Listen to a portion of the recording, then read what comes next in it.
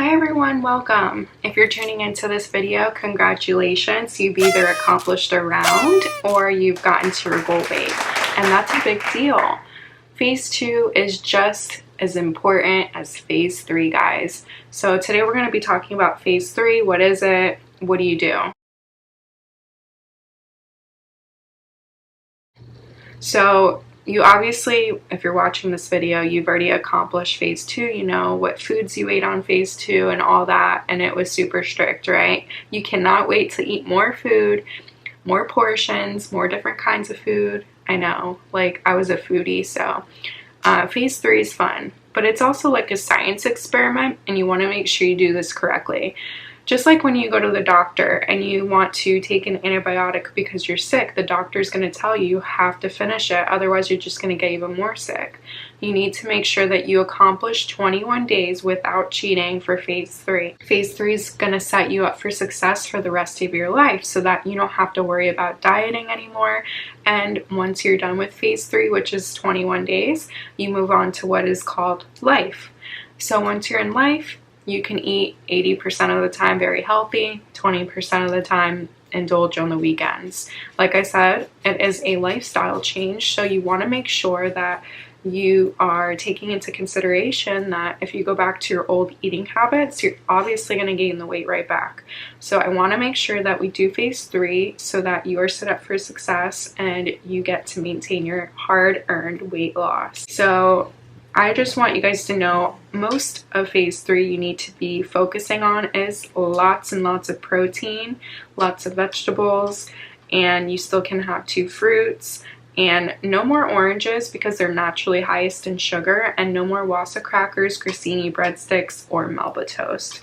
I know, they were actually pretty good, but you need to let them go for at least 21 days, and the reason why is because you're going to be focusing on eating a lot more calories, just better food. So Phase 3, I will be sure to link and attach the approved food list in this video and in the description box so you know what foods you're allowed to have on Phase 3. But like I said, this is pretty much a science experiment. What might work for me might not work for you. But these are general rules that are for everybody who does the DROPS program. So obviously you're not going to be taking drops anymore. Before you transition to Phase 3, that means you've done the 3 days without drops to get the drops out of your system. If you go straight from Phase 2 into Phase 3 and not do the 3-day transition period, you still have drops in your system, and you're going to gain weight right there. So we need to make sure we're following the protocol correctly. So once you've finished your round or you've gotten to your goal weight and done a minimum of 21 days on Phase 2, you're going to do 3 more days on Phase 2 but without the drops, get the drops out of your system, and then after that on the 4th day you're going to go on to Phase 3. Your metabolism is running super high right there and then, so you need to make sure that you're feeding yourself good food. So here's an example of what I do on Phase 3. In the morning, I will saute a bunch of vegetables and I will eat eggs, I'll eat avocado, and then for lunch and dinner, I basically eat similar foods as Phase 2 foods, but I just double or triple the amount of food. And I really want you guys to please download the apps on your phone called MyFitnessPal or Lose It. One of those 2 apps, you can journal and track your calorie intake, and it's super important because we need to know which foods affect you and which foods don't. We need to see that you're at least getting 1,800 calories in or more.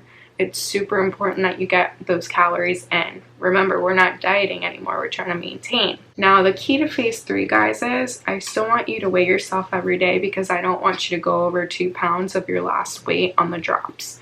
Not during the transition period, but the last day that you took drops, you need to realize what weight you were at so that you don't go above 2 pounds of that weight. I'm pretty much going to have you guys just tracking everything every single day and stay in touch with me. If you do go over those 2 pounds, don't freak out. Just realize that you're sensitive to that food, whatever new food that you added in. And that's the key, is adding in food slowly, super slow. So what I did was, like I said, I added my eggs for breakfast. I stuck to Phase 2 foods, but just doubled and tripled the amount.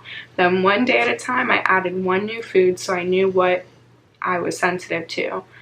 The whole purpose of the first week on phase 3 is to really stabilize your weight, so I wouldn't go crazy adding a whole bunch of new foods in, because then you're not going to know which foods you're sensitive to, and you want to do it slowly. So maybe I'll, you know, stick to my phase 2 foods and double and triple the amount, and then each day I'll pick one food from the approved foods list for phase 3. So if you have any questions, that's pretty much it. You still want to stick to your supplements, but not the drops. You still want to take your vitamins. You still want to make sure that you're taking good care of your health during phase 3. Do not continue to take appetite suppressants. We need you to be eating. So the general rules for phase 3, guys: no sugars, no processed foods, no starches, carbs, breads, pasta, all that, no grains, no oranges. I know it was allowed on phase 2, but because it's naturally highest in sugar, no oranges are permitted for phase 3. No pork or processed foods like deli meat, nothing boxed, canned, no veggies that are high in carbs. If you're not sure which veggies are high in carb, look at the list. And no more Wassa crackers or grissini breadsticks or Melba toast.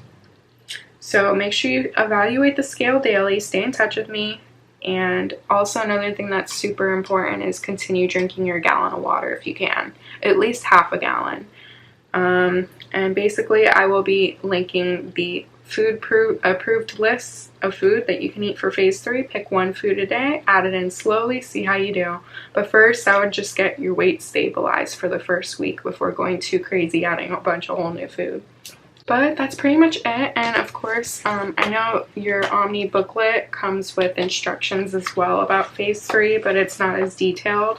If you want more information, I have more information for you guys if you still need it. So if you guys do end up going over 2 pounds, text me, message me. I promise, don't get freaked out. We can knock it back down. And this is a lifestyle change, and I'm super excited for you guys, because once you do finish and complete phase 3 and actually take it very seriously, it is so cool to go out on the weekends, have your little cheat meals, and enjoy life and indulge, and then get right back on track. For me personally, I avoid it mostly altogether except for holidays, just because I'm an addict and sugar is super addicting. So I know that I have to refrain from even having it periodically because it is so addicting. So yeah, every person, each to their own, and find what works for you. And if you have any questions or anything, feel free to reach out anytime. Keep it simple for phase 3, 21 days.